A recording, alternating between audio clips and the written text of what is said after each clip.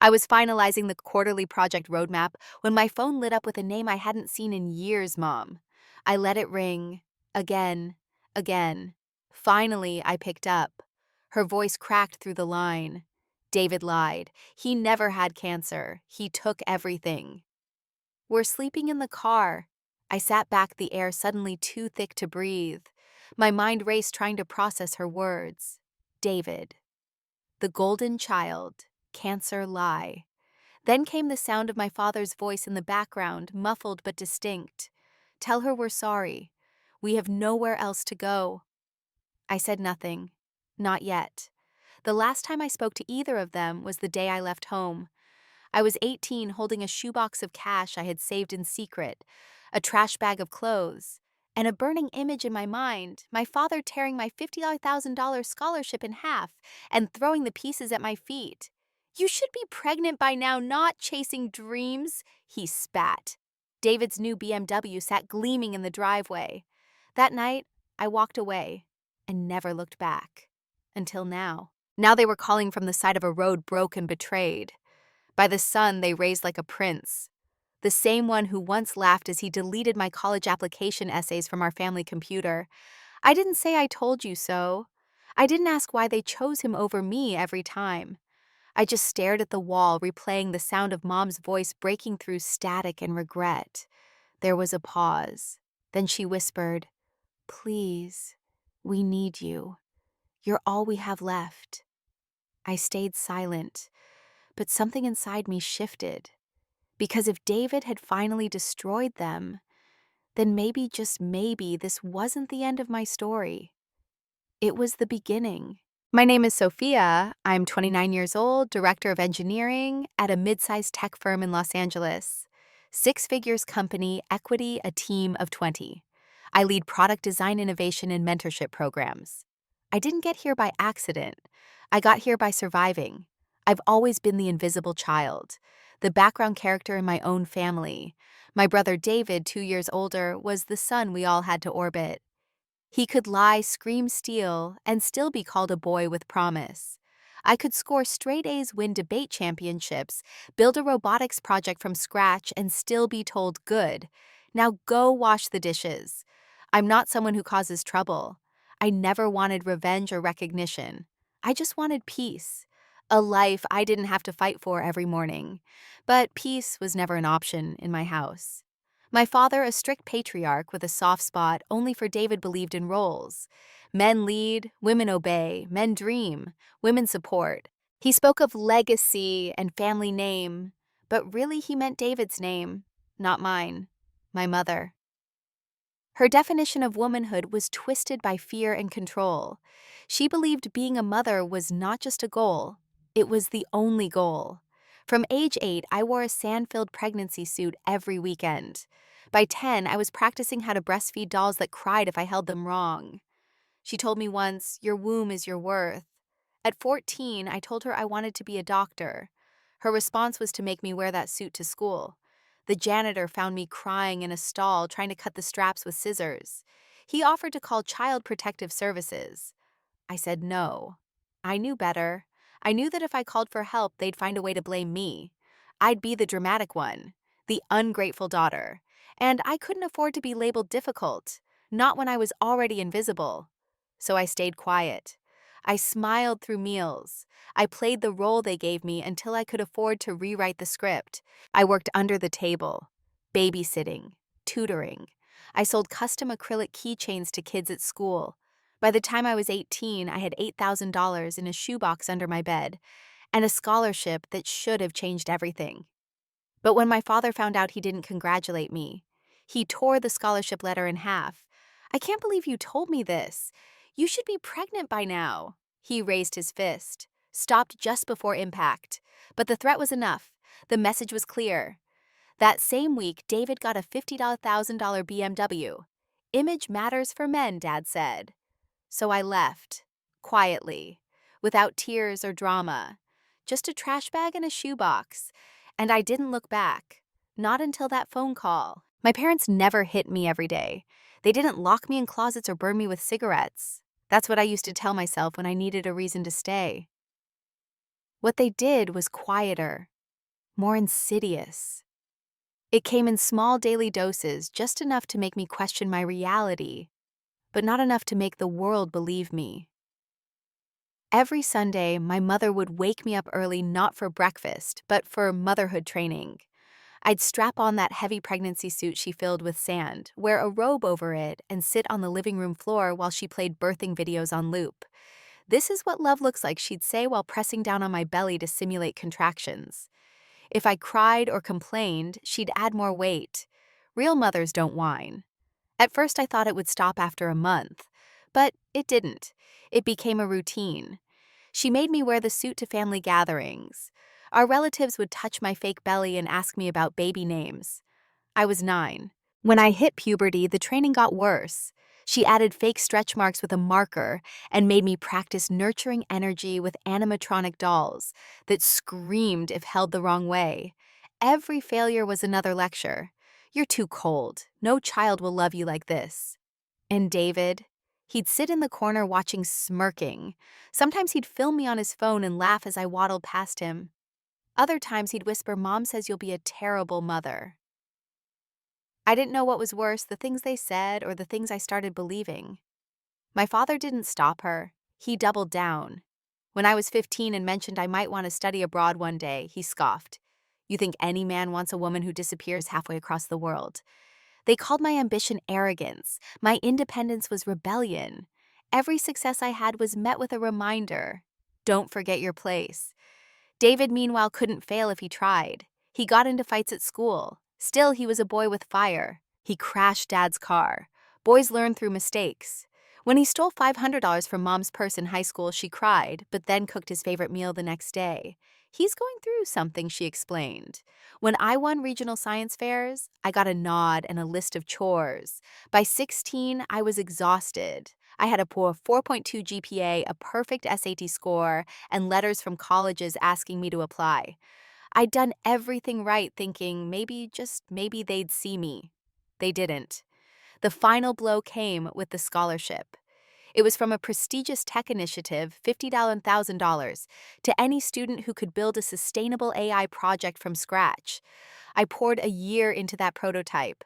When I got the acceptance letter, I showed it to my parents, expecting something: pride, a smile, a word of encouragement. Instead, my father ripped it in half right in front of me. "You think this changes anything?" he barked. "You should be pregnant by now." I didn't speak, just stood there holding two halves of a dream. That same week, David turned 18. He got a BMW and a big party. My mom wore pearls. My dad made a toast. To our future, he said, eyes only on David. No one noticed me slip away into the garage, take a seat behind boxes, and cry so quietly I didn't make a sound. The next morning, I took my shoebox, stuffed it in a trash bag along with my clothes, and left. I didn't even write a note. I knew they wouldn't look for me. Not really. And I was right. They erased me like I'd never existed. Family portraits disappeared. My name wasn't mentioned again. One aunt told me later that Mom said I had run off to ruin herself. Dad told the neighbors I was mentally unstable. Meanwhile, David rose higher: law school, a fancy job, engagement to a beautiful woman. He sent photos of his travels. They framed every one. I followed his life through silence. They never reached out, never asked how I was. And I told myself that was fine. I didn't need them. But now, hearing them sob on the phone broken by the same person they once worshipped, I felt something I didn't expect. Not triumph, not pity, clarity. I didn't answer them right away. After the phone call, I sat on the floor of my apartment, the same one I had fought so hard to afford, surrounded by framed blueprints and team photos. Everything around me was proof of how far I had come. And yet, I couldn't stop hearing my father's voice in that message. "We have nothing left. David took everything." I should have felt satisfaction. This was karma, wasn't it? But there was no satisfaction, only silence. The next day, I agreed to meet them. Neutral ground, a Denny's near downtown. I arrived early and waited with a coffee that went cold. When they walked in, I barely recognized them. Dad, once so commanding, now looked smaller. His golf tan had faded hair, thinner hands trembling. Mom clutched a garbage bag like it was a purse. Their clothes were mismatched, wrinkled. They sat down without making eye contact. I placed my business card on the table. Director of Engineering. Dad whispered, reading the title. His fingers shook as he held the card. You made it. Without you, I replied flat. Despite you. Mom's lip quivered. She didn't speak. Not right away. She just stared at the card like it was something foreign. I didn't ask about David. I didn't ask why they called me instead of him. I just listened.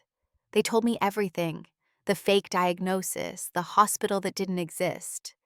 The treatments David described in painful detail. The bank accounts emptied for his survival. Their house sold, retirement fund gone. Every dollar now a ghost behind David's lies. And he's in Dubai, Mom said, voice cracking. We found out from the bank. He's been living there for months. No apologies, no ownership, just fear. I'll pay for a small apartment, I said. 1 year, basic needs, nothing more. They looked shocked. I didn't care. I wasn't doing this for them. I was doing it because I refused to become the kind of person they raised me to be. That night, I returned home and locked the door behind me. I thought the worst was over, that I had done my part and could walk away again. But I was wrong. 2 days later, I came home to find 4 men sitting in my living room. They weren't shouting, they weren't violent, but their presence screamed danger. Calm, practiced professional. You're David's sister, right? One of them asked. He owes us. And we know he gave us this address. I didn't blink, I didn't panic. I opened my safe, counted $6,000 in cash, part of my emergency savings, and handed it to them. I'll get the rest tomorrow. They nodded, took the money, and left as quietly as they arrived. And I stood there in the middle of my ransacked apartment with an emotion I hadn't felt in years. Not fear, rage. All my life I wished someone would finally stand up to David, teach him there were consequences. I never expected that someone to be me. I picked up my phone, and I typed the first message I had sent him in years. I sent the message. Short, direct, we need to talk. You've crossed a line. His response came in seconds, 3 laughing emojis and a selfie. He was shirtless by an infinity pool, the Dubai skyline glowing behind him. On his wrist, Dad's retirement Rolex. I didn't hesitate. I hit video call. He answered on the second ring, his expression bored, arrogant, familiar. Well, well, the prodigal daughter speaks. I didn't respond, just stared. You're going to make this about family, aren't you? He smirked. Come on, Soph. You were always dramatic. Behind him, I spotted palm trees, golden glass buildings. Not a hospital in sight. You used my address for your debts, I said. Collateral, he replied without shame. You've got money. I've got momentum. He winked and disconnected. I stood in my ransacked apartment, fists clenched, heart calm. I'd been here before, emotionally cornered, underestimated. But this time I had tools. And I had truth. First, I changed every password. Bank accounts, emails, my cloud drive. Then I backed up everything, photos, therapy notes, legal documents, to 3 separate encrypted drives. That's when I noticed something. David had accessed my cloud storage. He'd read years of therapy notes pages of private thoughts, vulnerability growth. And he'd used them. Sent quotes from my diary to relatives, twisting phrases into claims of mental instability. He'd painted me as obsessive, jealous, broken. But he underestimated the one thing I'd built stronger than my defenses, my documentation. I called Kesha, my best friend and a cybersecurity analyst. She was furious. We built our whole lives to get free, and he's still trying to crawl inside your skin. She helped me create an encrypted archive, every file organized, cross-referenced. Dates, screenshots, transaction receipts. From David's fake cancer emails to shady LinkedIn pitches, we built a timeline of deceit stretching back 2 years. I contacted Miguel, my building security guard. He confirmed the collectors had been recorded by the security cameras. He'd already saved the footage just in case. I've seen this kind of trouble before, he said, handing me a flash drive. My brother ruined our family gambling. You don't deserve this. Miguel also gave me a number, his cousin Rico. Former debt collector, now off the grid. A man who knew how these networks worked. Rico didn't ask questions, just listened. Then he said one thing. Your brother owes more than you think, and he's naming you as his fallback. You're his insurance policy. That same night I drove to my parents' apartment. They were asleep on the floor. No furniture, just boxes, clothes, a mattress. Their entire life shrunk to a corner of a room. David's old bed took up the most space, framed photos, law school diploma, like a shrine to someone who had gutted them. On the kitchen counter sat their laptop, unlocked. I opened it. Emails from David, dozens. Fake treatment schedules, photos in hospital gowns, timestamps matched business hours in Dubai. He hadn't even bothered to mask the time zones. Dad walked in, eyes heavy with exhaustion. Sunday was always his worst chemo day, he whispered. He called just to say goodnight. I turned the screen. On my phone, I pulled up David's Instagram. Jet skiing video, posted yesterday. Laughter health, tan skin, glowing. Dad stared, then sat down, his hands shaking. I didn't gloat, just said, "We need to talk." Mom came in next, defensive instantly, accused me of hacking jealousy. "You never liked him. You've always resented I stayed calm." And then I showed her the video call, replayed David laughing about Mom's jewelry, the Rolex, the smugness. Her face crumpled, but she didn't admit it. Not yet. I found boxes of my childhood things. Tucked between journals, I saw my old diary. Someone had gone through it. David. He'd highlighted every mention of my savings, my escape. In the margins, he wrote words like selfish abandonment liar. I photographed every page. That week, I started hearing from people. Patricia, one of Mom's golf club friends. Then 3 more. David had been contacting them, warning them that I was mentally spiraling, fabricating stories. He was poisoning the well like always. But this time I had proof. I brought everything to my HR director. She'd known me since I interned fresh out of college. She read the screenshots, then leaned back in her chair. "Let him try," she said. I smiled. Next, I dug into David's past. Visited the retirement community where he'd run that investment fund. Found Diane, the HOA bookkeeper. She'd kept every receipt, every email, waiting for someone to ask. David had promised 15% returns, collected tens of thousands, then vanished.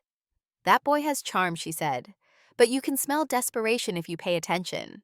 She handed me a folder. I added it to the archive. The more I found, the clearer it became. David didn't con because he needed to. He conned because he could. And I wasn't going to play defense anymore. I was going to let the truth speak louder than any lie he could spin. I didn't scream. I didn't call a family meeting or stage a confrontation. I built a war room in a spare room of my apartment. I pinned photos, receipts, email printouts to a corkboard. Kesha created an encrypted website, anonymous, clean, with timestamps and backup links. Everything was documented. Everything had a source. Then I waited. I kept visiting my parents, slowly letting doubt settle into their bones. When I mentioned David's treatment protocols, Dad asked questions. Mom tried to shut it down, but he didn't stop asking. It took one moment to crack her armor. I showed her a video of David lounging poolside with a cocktail while she sobbed on the phone about his chemo side effects. Her hand trembled. She still defended him, but not as loudly. The seed was planted. A week later at their apartment, a package arrived, wedding vendor invoices from David's canceled engagement. The contact listed my work address. He'd told vendors I'd cover the cost. I added those to the file. That Sunday, David called during dinner. He performed his sickness, weak voice, pale lighting, all carefully staged. While Mom wept on the call, I projected his live Instagram story onto the TV. There he was, laughing on a yacht drink in hand, not a care in the world. The silence afterward was deafening. Dad walked into the bedroom and didn't come out for an hour. When he did, he handed me something. A stack of printed bank statements. "He used our login," he said quietly. "We never even saw the withdrawals. All the charges. Dubai restaurants, jewelry. He said it was hospital bills. I said nothing. Just added them to the archive." Meanwhile, Diane from the retirement community had begun telling people. Then came Carla, David's ex-fiancée. She'd seen my parents at a food bank and reached out. I met her for coffee. She brought a manila envelope with her grandmother's inheritance, $40,000 gone. David had convinced her she was paranoid when she questioned him. She never got it back. "He knows how to find your weakness," she told me. "Then makes you think it's love. By this point, the pattern was undeniable. Each time David hit a career ceiling, he created a crisis. Every time he was passed over, he turned to scams. People became pawns. Even me. The final trigger came when my assistant pulled me aside at work. Someone called pretending to be HR, she said, asking about your mental health. Said it was a family emergency. They didn't get anything, but they tried. That night I met with Marcus David's former assistant at the law firm. He'd been fired after David blamed him for embezzled funds. He kept everything: emails, internal memos, a quiet settlement to avoid scandal. David hadn't taken medical leave. He'd been suspended. We met at Denny's, the same one where I'd met my parents. He slid a flash drive across the table. "You're not crazy," he said. "He's been playing all of us." I went home and uploaded everything. At this point, I had bank statements, emails, therapy access logs, footage from security cameras, screenshots of LinkedIn scams, voice recordings, HOA documents, wedding invoices, the firm's internal investigation, Carla's statements. Kesha built a timeline, 2 years of deceit mapped week by week. Then I sent a link quietly to trusted family members, cousins, friends, even Mom's golf club group. At first, nothing happened. Then, the ripple. Aunt Marie texted, "Is this true?" Uncle Steve emailed, "I always thought something was off." Then came the big one, my parents' neighbor. She posted a comment in the family group chat tagging David. "I remember Sophia bringing groceries when your parents got sick." "David, where were you?" Silence. Then Dad forwarded the link to his own contacts. One by one, the truth began to bleed into the community. At the next family dinner, Mom sat across from me, her hands folded. "You built this?" she asked. "Yes." "And all this?" "It's true." I nodded. She looked down. Then softly, "We gave the wrong child everything." I didn't respond. Didn't need to.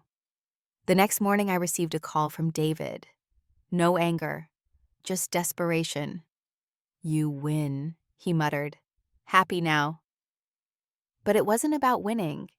It was about seeing the truth set fire to a lifetime of manipulation. No revenge needed. Just the facts. The truth had done all the screaming for me. David unraveled faster than I expected. First, he tried damage control, calling cousins, friends, even our childhood neighbors, spinning new stories about stress, fake forgiveness, and family misunderstandings. It didn't work. People had seen too much. They had receipts. No one wanted to be the next Mark. Then came the legal scramble. I received a cease and desist from a third-tier lawyer David must have found online. The document was vague, full of threats about defamation and emotional distress. I didn't flinch. My files were clean, my archive bulletproof. And besides, by now, Mom had joined the truth. When David showed up at their apartment, still pale from stress, but without the theatrics of chemo, she didn't let him in. She didn't scream, she didn't cry. She closed the door and turned the lock. Dad was behind her, quiet, resolute. I'd given them everything they needed: new bank accounts, separate passwords, a restraining order already signed and waiting at the courthouse. They filed it that same week. David tried one last act. He contacted distant relatives, claiming I was manipulating our elderly parents for their money. He sent them screenshots from my childhood diary, edited and framed out of context. But people weren't buying it anymore. One uncle told him flatly, "You fooled them for 30 years. That's done now." When I visited Mom the next day, she didn't mention David at all. Instead, she asked me what I liked to drink with my tea.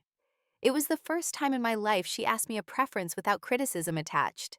Later that evening, she quietly handed me a photograph. It was old me at 8, holding a science fair ribbon, smiling. "I kept this," she whispered. "I just didn't know how to look at it for a long time." I nodded. No need for more words. Dad, meanwhile, started asking questions about coding boot camps. He wanted to learn something new. "Maybe I can help build things like you do," he said, voice full of hesitant hope. They were trying. Slowly, awkwardly, but truly trying. And David, his world shrank.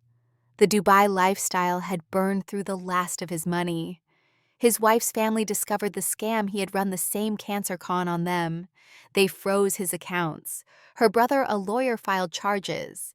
David's LinkedIn still claimed medical leave, but back home he was known as the con artist's son. The community who once adored him now crossed the street to avoid him. He sent one last email to my parents. "You ruined me." They didn't respond. Not with words. They just signed the restraining order. And for the first time in their lives, chose truth over illusion.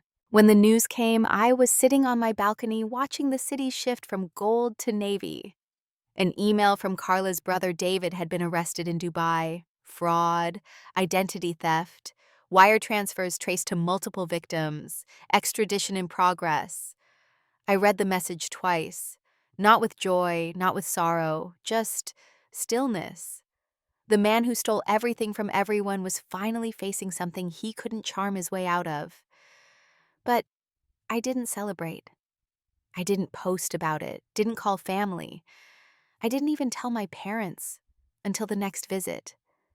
When I did, Mom blinked slowly, then exhaled a breath that had been stuck in her chest for decades. "He always knew how to take," she said, "but never when to stop." I nodded. "That was your gift," Sophia, Dad added. "You knew how to build without stealing. You created without hurting." They had their regrets, so many, but I didn't need an apology anymore. What I needed was what they were giving me now: consistency, humility, change. Mom started therapy. Dad enrolled in a boot camp for beginner programmers. I helped him pick out his first laptop. Keisha and I launched a small fund for David's victims. Nothing grand, just enough to cover basic damages for the people who trusted him. The HOA president, who once praised David for his ambition, sent my parents a handwritten note. "We were wrong. About him, about you. Thank you for standing up when the rest of us were silent. Some bridges wouldn't be rebuilt, and that was okay. Not everyone deserves a return ticket." What mattered was this: I never had to become David to defeat David. I didn't plant evidence, I didn't twist truths, I didn't weaponize pain. I just let the facts speak, let the truth echo, let the consequences catch up on their own time. In the end, that was the sweetest form of revenge: dignity, peace, a life not built on control but on freedom. I still drink tea alone some nights and think about everything that could have been.